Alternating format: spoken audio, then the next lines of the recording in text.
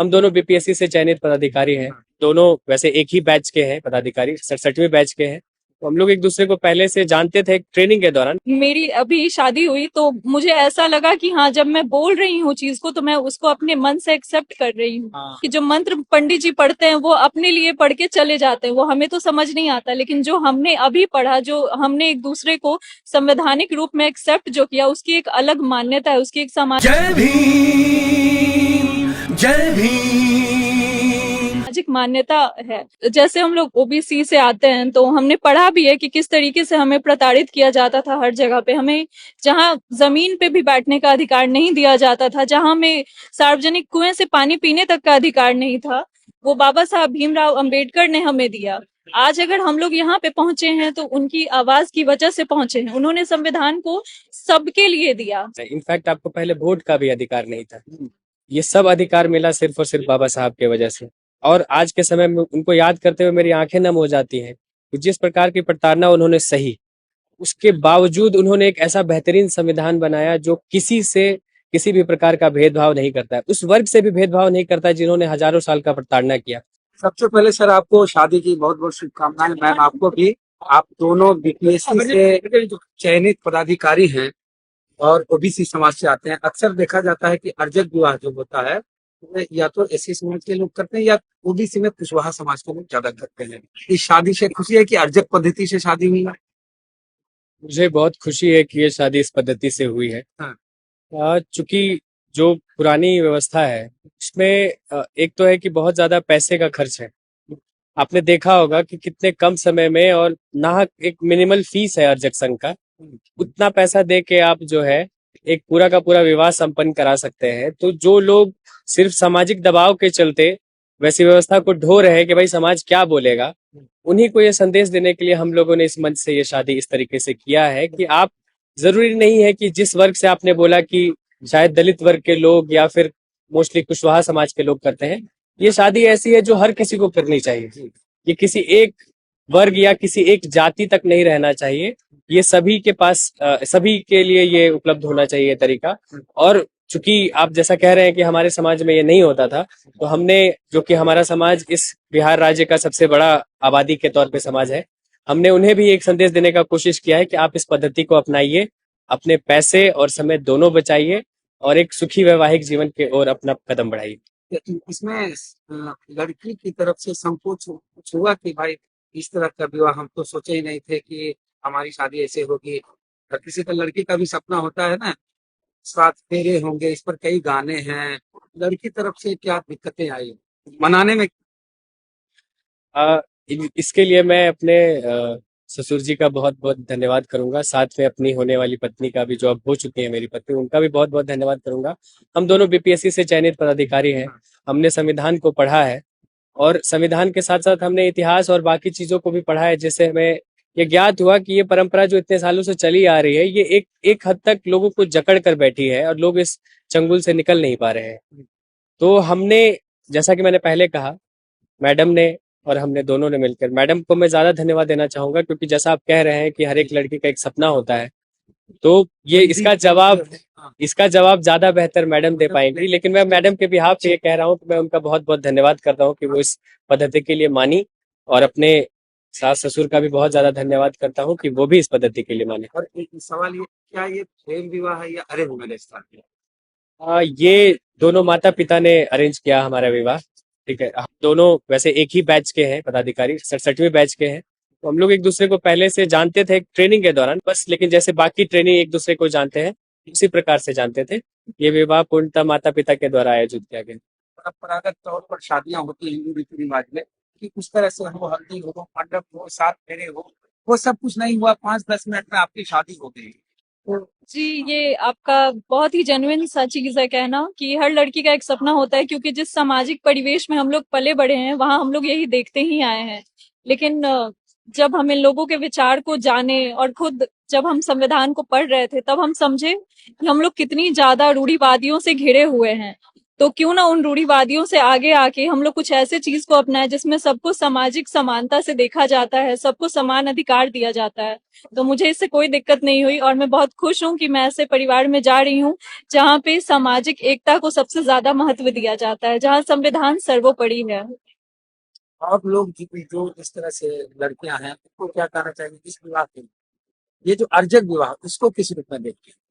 अर्जक विवाह को मैं बहुत ही अच्छे रूप में देख रही हूँ। जब मेरी अभी शादी हुई तो मुझे ऐसा लगा कि हाँ, जब मैं बोल रही हूँ चीज को तो मैं उसको अपने मन से एक्सेप्ट कर रही हूँ। हाँ, ये चीज मुझे मंत्र बहुत तो अच्छी पढ़ते हैं, लगी। और बिल्कुल आपका सही कहना है कि जो मंत्र पंडित जी पढ़ते हैं वो अपने लिए पढ़ के चले जाते हैं, वो हमें तो समझ नहीं आता, लेकिन जो हमने अभी पढ़ा, जो हमने एक दूसरे को संवैधानिक रूप में एक्सेप्ट जो किया, उसकी एक अलग मान्यता है, उसकी एक सामाजिक मान्यता है। तो अर्जक संघ का मैं बहुत शुक्रिया अदा करती हूँ और ये विवाह को मैं हमें चाहूंगी कि और लोग भी इसको अपनाएं। ये बोल चाल की भाषा में आपने शादी की। जी। हाँ, ये निर्भर रहना पड़ता है उन पर कि वो क्या बोलेंगे। रिपीट भी करते हैं हम लोग, तो आधा श्लोक पढ़ते हैं और आधा हम लोग जी, और समझ भी नहीं पाते हैं। जी। तो बाकी लड़कियों को क्या कहना चाहेंगे जो बाकी लड़कियों को मैं यही कहना चाहूंगी कि वो इसे आगे आके अपनाएं और इसे सपोर्ट करें। अब पढ़ाई को लेके क्या करना है आपका, क्योंकि आप लोग पढ़े हैं, बीएससी क्वालिफाई किए हैं लड़कियों को? एक लड़की के रूप में मैंने ये हमेशा समझा कि पढ़ाई बहुत जरूरी है। पढ़ाई सिर्फ जॉब के लिए नहीं, एक सामाजिक अवेयरनेस के लिए होती है कि आप अपना अधिकार पहचान पाते हैं। आपके लिए क्या सही है, क्या गलत है, ये आपके लिए कोई और नहीं सोचेगा। ये आप खुद सोच पाइएगा, अपने फैसले आप खुद ले पाइएगा। समाज के सामने आपकी एक अलग पहचान होगी, आप किसी और के नाम से नहीं जाने जाइएगा। तो लड़की के लिए आज की पढ़ाई बहुत जरूरी है, बहुत ज्यादा ही जरूरी है। बाबा साहब अम्बेडकर हो, ज्योतिबा फुले हो, उनके विचारों को लेके आप लोग क्या कहना चाहेंगे? उनके विचार ही थे। फुले हो, बिल्कुल, जैसे हम लोग ओबीसी से आते हैं तो हमने पढ़ा भी है कि किस तरीके से हमें प्रताड़ित किया जाता था हर जगह पे। हमें जहां जमीन पे भी बैठने का अधिकार नहीं दिया जाता था, जहां हमें सार्वजनिक कुएं से पानी पीने तक का अधिकार नहीं था, वो बाबा साहब भीमराव अंबेडकर ने हमें दिया। आज अगर हम लोग यहाँ पे पहुंचे हैं तो उनकी आवाज की वजह से पहुंचे हैं। उन्होंने संविधान को सबके लिए दिया, सिर्फ ऐसा नहीं कि कोई अपर कास्ट होगा या कोई लोअर कास्ट होगा, सबके लिए उन्होंने समान अधिकार दिया है। जैसा कि मैडम ने कहा, अगर वो लोग ना होते तो हम लोग आज नहीं होते। जो पुरानी व्यवस्था थी, जैसा कि आप सभी को पता है कि हम लोगों को शूद्र और दलितों को तो पहले इस वर्ण व्यवस्था का हिस्सा भी नहीं समझा जाता था। तो मैं उन सभी से यही आग्रह करना चाहूंगा कि आप लोगों को जो नए नए भगवान के तौर पे पहले आपको पूजने का अधिकार तक नहीं दिया जाता था, लेकिन अब आपको बोला जा रहा है कि आप जो है पूजिए, क्योंकि अब आप वोट के तरीके से देखे जा रहे हैं। इनफैक्ट आपको पहले वोट का भी अधिकार नहीं था। ये सब अधिकार मिला सिर्फ और सिर्फ बाबा साहब की वजह से।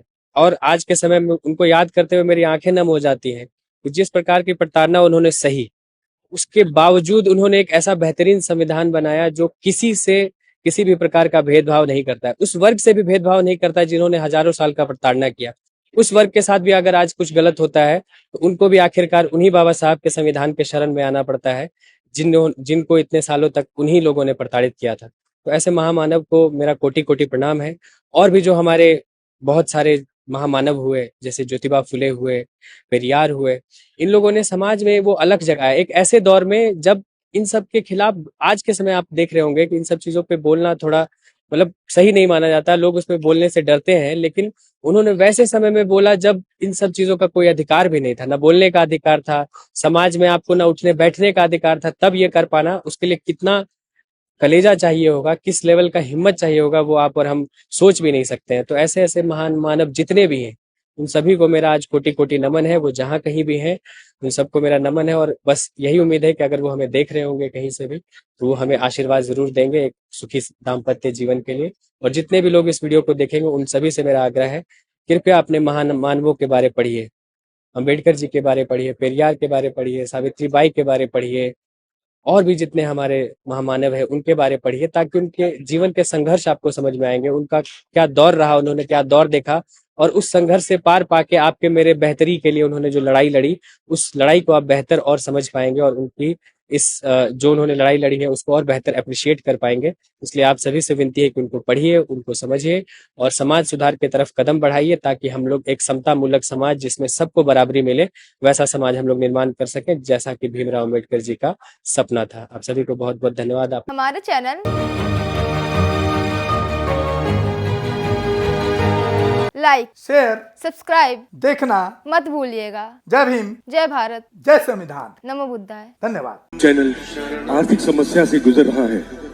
अगर आप बहुजन समाज में बाबा साहेब अम्बेडकर और तथागत बुद्ध की विचारधारा को अधिक से अधिक लोगों तक पहुंचाना चाहते हैं तो हमें आर्थिक सहयोग प्रदान करें, ताकि हम अपने चैनल के माध्यम से देश विदेश में समता, बंधुता, एकता और संवैधानिक अधिकारों को ज्यादा से ज्यादा लोगों तक पहुंचा सकें।